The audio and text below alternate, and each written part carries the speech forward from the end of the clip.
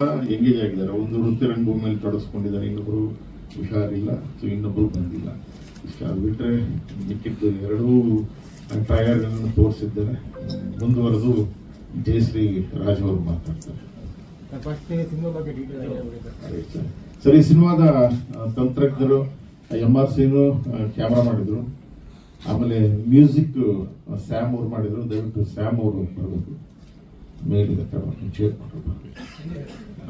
Sam ಅವರು ಮಾಡಿದ್ರು. So ಆನಂತರ ಪ್ರೊಡಕ್ಷನ್ಸ್ ಅಸಿಸ್ಟೆಂಟ್ ಜೊತೆಗೆ ಬಹಳಷ್ಟು ಜನ ವರ್ಕ್ ಮಾಡಿದ್ರು. ಜೊತೆಗೆ ಕೋ ಪ್ರೊಡ್ಯೂಸರ್ ನಾನು ಸಿನಿಮಾ ಮಾಡುವಾಗ ನನಗೆ ಬೆನ್ನೆಲುಬಾಗಿ ನಿಂತದ್ದು ಗೋವಿಂದರಾಜ್ ಅವರು.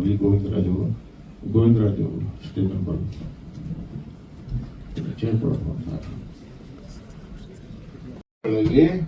ವಿಷ್ಣುವರ್ಧನ್ ಸಾರ್ ಅವರು ಇದ್ದಾರೆ ಅನ್ನೋ ಭಾವನೆಯಲ್ಲೇ ಜನ ಇದ್ದಾರೆ ಇವತ್ತು. ಅವರ ಭಕ್ತರು, ಅವರ ಅಭಿಮಾನಿಗಳು. ನಾವು ಇವನು ಕರ್ಕೊಂಡೋಗಿ ಶೂಟಿಂಗ್ ಮಾಡಕ್ ಹೋದಾಗ ಟೋಟಲ್ ಮಾಡಕ್ ಆಗ್ಲಿಲ್ಲ ನಮಗೆ.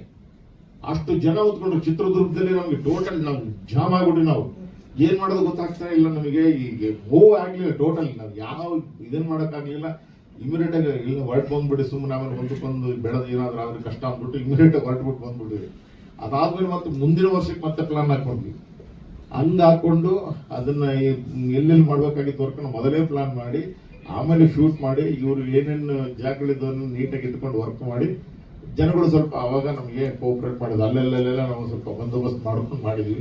ಸೊ ಅದು ಯಜಮಾನ್ರ ಬ್ಲೆಸ್ಸಿಂಗ್. ಇವ್ರು ಇದ್ದಾರೆ ಅನ್ನೋ ಇದರಲ್ಲಿ ಆ ಜನ ಇದಾರಲ್ಲ ಅಭಿಮಾನಿಗಳು, ಅದಕ್ಕೆ ನಾವು ಕರ್ನಾಟಕದವ್ರು ಎಷ್ಟು ಇದು ಮಾಡಿದ್ರು ಸಾಧ್ಯ ನಾವು.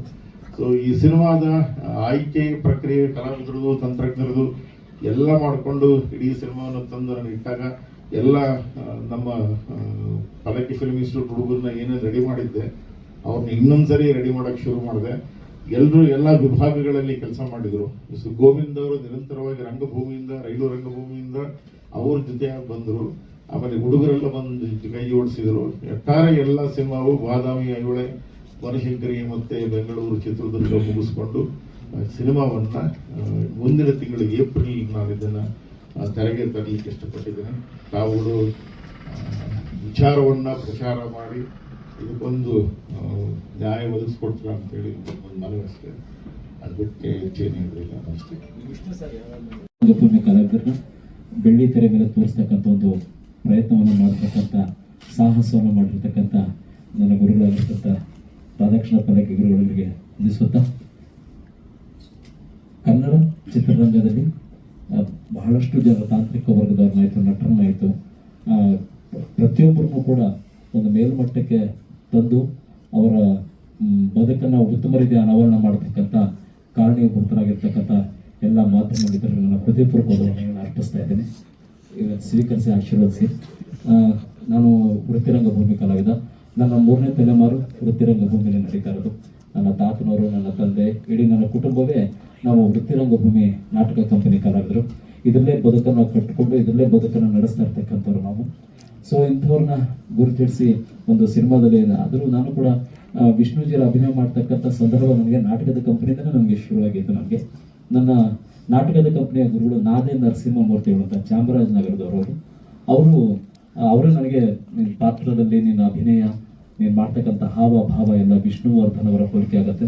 ನೀನು ಅದನ್ನು ಅನುಕರಣೆ ಮಾಡಿದ್ರೆ ಇನ್ನೂ ಉತ್ತಮ ರೀತಿ ಮನೋರಂಜನೆ ಕೊಡಲಿಕ್ಕೆ ಸಾಧ್ಯ ಆಗುತ್ತೆ ಅಂತ ಅವ್ರು ಹೇಳಿದಾಗ ಆ ನಾಟಕದಲ್ಲಿ ಬರ್ತಕ್ಕಂಥ ಕಥಾನಾಯಕನ ಪಾತ್ರ, ಆ ಪಾತ್ರವನ್ನು ವಿಷ್ಣುವರ್ಧನ್ ಅವರ ಶೈಲಿಯಲ್ಲಿ ಮಾಡಿದ್ರೆ ಅದಕ್ಕೆ ಹೆಚ್ಚಿನ ಮೆರುಗು ಸಿಗುತ್ತೆ, ನೀನು ಅದರ ಕಡೆ ಗಮನ ಕೊಡು ಅಂತ ಹೇಳಿದಾಗಿಂದ ನಾನು ವಿಷ್ಣುಜಿಯವರ ಅಭಿನಯವನ್ನ ಅದರ ಕಡೆ ಗಮನ ಕೊಡೋಕ್ಕೆ ಶುರು ಮಾಡಿದೆ.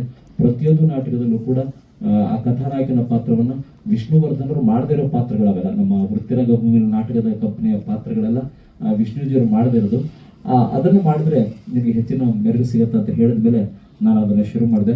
ಅನುಕರಣೆ ಮಾಡೋದು ಸ್ವಲ್ಪ ನನ್ನತನ ಹೋಗುತ್ತಲ್ಲ ಗುರುಗಳೇ, ಇದ್ದು ತಪ್ಪಾಗಲ್ವಾ ಅಂತಂದಾಗ ಅದೇ ಹೆಂಗಾಗತ್ತೆ, ಪ್ರಪಂಚವೇ ಬದುಕ್ತಾ ಇರೋದು ಅನುಕರಣೆಯಲ್ಲಿ ಕಣಯ್ಯ, ನೀನು ಅನುಕರಣೆ ಮಾಡೋದು ಯಾವುದೂ ತಪ್ಪಲ್ಲ.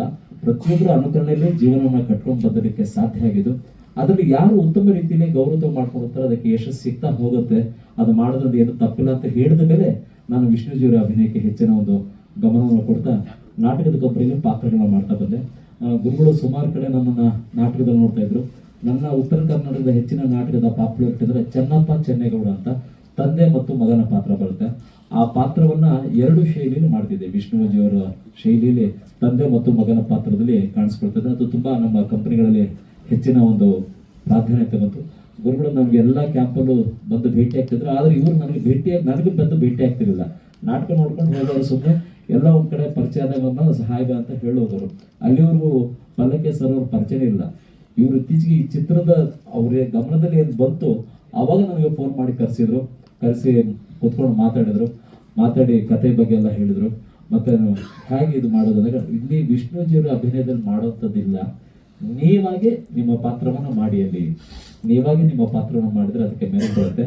ಅದಾದ್ರೆ ಕೇಳಿದ್ವಿ ಅಂತ ಮಹಾನ್ ನಟರಿಗೋಸ್ಕರ ಅಂತ ಇಟ್ಟಿರೋ ಕತೆ ನಾನ್ ಮಾಡಿದ್ರೆ ಸರಿಯಾಗತ್ತೆ ಗುರುಗಳೇ ಅಂತ ಹೇಳಿದಾಗ ಇಲ್ಲ, ಇದರಲ್ಲಿ ಒಂದು ಬದಲಾವಣೆಗಳನ್ನು ಕೂಡ ಮಾಡಿದೀನಿ.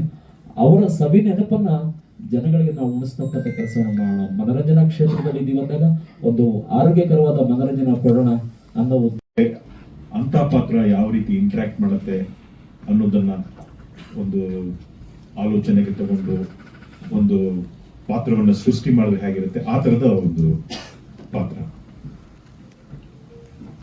ನಾಗರಾವು ನೀವೆಲ್ಲ ನೋಡಿದಾಗ ಕೊನೆಯಲ್ಲಿ ಆ ದುರಂತದಲ್ಲಿ ಕೊನೆಗೊಳ್ಳುವಂತ ಆ ಚಲನಚಿತ್ರ, ಆದ್ರೂ ಚಲನಚಿತ್ರ ಮುಗಿಬಹುದು, ಆದ್ರೆ ಸಮಾಜ ಮುಂದುವರಿಯುತ್ತಲ್ಲ, ಆ ಸಮಾಜ ಆ ಒಂದು ಬ್ಯಾಕ್ ಡ್ರಾಪ್ ನಲ್ಲಿ ಮತ್ತೆ ಮುಂದುವರೆದ್ರೆ ಹೇಗಿರುತ್ತೆ ಅನ್ನೋದನ್ನ ಚಾಮಯ್ಯ ಸಣ್ಣ ರಾಮಾಚಾರಿನಲ್ಲಿ ಪಲ್ಲಕ್ಕಿ ಸಾರು ಇವತ್ತಿನ ಜನರೇಷನ್ ಜೊತೆನಲ್ಲಿ ಇವತ್ತಿನ ಕಾಲಮಾನದಲ್ಲಿ ಹೇಗೆ ಅದನ್ನ ಮೂಡಿ ಬರೆಸೋದಕ್ಕೆ ಸಾಧ್ಯ ಅನ್ನೋದನ್ನ ಬಹಳ ಚೆನ್ನಾಗಿ ಈ ಚಿತ್ರದಲ್ಲಿ ಮಾಡಿದ್ದಾರೆ. ರಾಜು ಸರ್ ಅವರು ಹೇಳಿದಾಗೆ ಇಲ್ಲಿ ಯಾರು ಮುಖ್ಯರಲ್ಲ, ಯಾರು ಅಮುಖ್ಯರೂ ಅಲ್ಲ, ಆ ಥರದಲ್ಲಿ ಮಾಡಿ ಇಡೀ ಕತೆ ಒಂದು ಕಾಂಪ್ರಹೆನ್ಸಿವ್ ಆಗಿ ಸಂಪೂರ್ಣವಾಗಿ ಒಂದು ರೀತಿಯ ಇವತ್ತಿನ ಜನರೇಷನ್ ನಲ್ಲಿ ಏನೆಲ್ಲ ನಡೀತಾ ಇದೆ ಅನ್ನೋದನ್ನ ತುಂಬಾ ಚೆನ್ನಾಗಿ ಅದು ಮೂಡಿ ಬಂದಿದೆ. ಪಲ್ಲಕ್ಕಿ ಸರ್ ಅವರ ಒಂದು ದೊಡ್ಡ ಶಕ್ತಿ ಏನಪ್ಪಾ ಅಂತಂದ್ರೆ ಅಂತ ಒಂದು ವೆಯ್ಟೇಜ್ ಇರೋ ಪಾತ್ರ ಚಾಮಯ್ಯ ಅನ್ನೋ ಪಾತ್ರಕ್ಕೆ ನನ್ನ ಆಯ್ಕೆ ಮಾಡಿರೋದಕ್ಕೆ, ಆಮೇಲೆ ನನ್ನೆಲ್ಲ ಚಿತ್ರದ ಕಲಾವಿದರಿಗೆ ಆಲ್ ದಿ ಬೆಸ್ಟ್ ಹೇಳ್ತಾ, ಈಗ ಆಲ್ರೆಡಿ ಚಿತ್ರದ ಬಗ್ಗೆ ಎಲ್ಲ ಹೇಳ್ತಾ ಇದ್ರು, ಸೊ ಅದನ್ನ ಒಂದು ಚಿಕ್ಕದಾಗಿ ಮುಂದುವರೆದ ಭಾಗ ಅನ್ನೋ ಥರ ಈಗೆಲ್ಲ ನೋಡ್ತಿರೋ ಹಾಗೆ ಜೆನ್ ಝಿ ಜನ್ರೇಷನ್ ಅಂತ ಆಲ್ರೆಡಿ ಟಾಕಿಂಗ್ ಅಲ್ಲಿದೆ, ಜೆನ್ ಝಿ ಜನ್ರೇಷನ್ ಅಂತ. ಸೊ ಅದನ್ನ ಡೈರೆಕ್ಟರ್ ಸಾರು ದುರ್ಗದಲ್ಲಿರೋ ಜನ್ರೇಷನ್, ಈಗಿನ ಜನ್ರೇಷನ್ನು ಯಾವ ಥರ ಇದ್ದಾರೆ, ಆಮೇಲೆ ಟೈಟಲಲ್ಲಿ ಇರೋ ಹಾಗೆ ಚಾಮಯ್ಯ ರಾಮಾಚಾರಿ ಅನ್ನೋದು ಬರೀ ಟೈಟ್ಲ್ ಅಲ್ಲ, ಅದೊಂದು ಎಮೋಷನ್ನು, ಆಮೇಲೆ ಕಲ್ಚರ್, ಆ ಎರಡು ಕಲ್ಚರು ಆಮೇಲೆ ಎಮೋಷನ್ ಫಿಕ್ಷನ್ಸ್ನ ಡೈರೆಕ್ಟರ್ ಸರ್ ಚೆನ್ನಾಗಿ ಏನೋ ಸ್ಕ್ರೀನ್ ಪ್ಲೇನಲ್ಲಿ ತಂದಿದ್ದಾರೆ. ಕಥೆನೂ ಅಷ್ಟೇ. ತುಂಬ ಜನ ಕೇಳ್ತಾ ಇರ್ತಾರೆ ಯಾಕೆ ಸಿನಿಮಾ ನೋಡಬೇಕು ಅಂದರೆ ಕಂಟೆಂಟ್ ಓರಿಯೆಂಟೆಡ್ ಡಿಮ್ಯಾಂಡ್ ಮಾಡ್ತಾರಲ್ಲ, ಕಂಟೆಂಟ್ ಓರಿಯೆಂಟೆಡ್ ಸಿನಿಮಾ ಮಾಡಿರೋದ್ರಿಂದ ಸಿನಿಮಾ ನೋಡಿ ಅಂತ ಹೇಳ್ತಾರೆ. ಯಾಕಂದರೆ ನಮ್ಮ ಡೈರೆಕ್ಟರ್ ಸರಿಗೆ ಒಂದು ಸಿನಿಮಾ ಕತೆ ಒಂದಿನಕ್ಕೆ ಬರೆದ್ಬಿಟ್ಟು ಮಾಡೋಷ್ಟು ಅವರಿಗೆ ಏನೋ ಕೆಪಾಸಿಟಿ ಇದೆ. ಒಂದು ಸೀನನ್ನ ಒಂದು ಹಾಫ್ ಅನ್ ಅವರಲ್ಲಿ ಫುಲ್ ವಿತ್ ಡೈಲಾಗ್ ಬರೆದು ಏನೋ ಸ್ಕ್ರೀನ್ ಮುಂದೆ ತರೋಷ್ಟು ನಾಲೆಡ್ಜು, ಅಷ್ಟು ಅನುಭವ ಇರೋದ್ರಿಂದ ಈ ಥರ ಸಬ್ಜೆಕ್ಟ್ ಯಾಕೆ ಮಾಡ್ತಾ ಇದ್ದಾರೆ ಅಂದರೆ ಅವರಿಗೆ ಒಂದು ಹ್ಯೂಮನ್ ವ್ಯಾಲ್ಯೂಸಲ್ಲಿರೋ ಒಂದು ಇದು. ಸೊ ಈ ಕಥೆಯಲ್ಲೂ ಅಷ್ಟೇ ಎಲ್ಲ ಪಾತ್ರಗಳು, ಅದಕ್ಕೆ ಹೇಳ್ತಾರೆ ಈ ಚಾಮಯ್ಯ ಸಣ್ಣ ರಾಮಾಚಾರಿಯಲ್ಲಿ ಯಾರು ಹೀರೋ ಇಲ್ಲ, ಬರೀ ಕಥೆನೇ ಹೀರೋ, ಸ್ಕ್ರೀನ್ ಪ್ಲೇನೇ ಹೀರೋಯಿನ್ ಅಂತ ಹೇಳ್ಬೋದು.